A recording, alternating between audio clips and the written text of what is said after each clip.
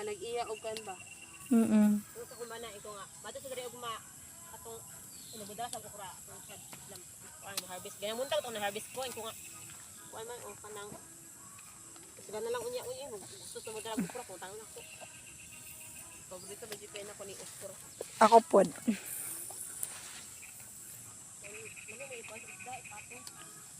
Sa paksiw mamaan.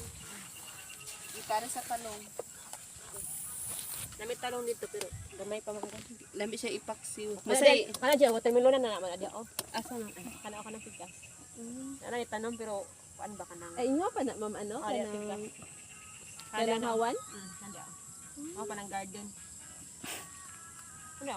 Maisa naman ang pilitan diya sa una. Ang kana diha oh. Oh, kanang pikas dada ang marag sagbot loy ay hana diya sa magulang. Sige di ako pa daw. Padayon lang. Okay.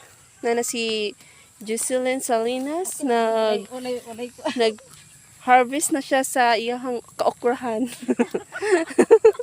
Sa kaokrahan ni Ma'am Annie. Kada punuan no. Kada punuan na ay dagko.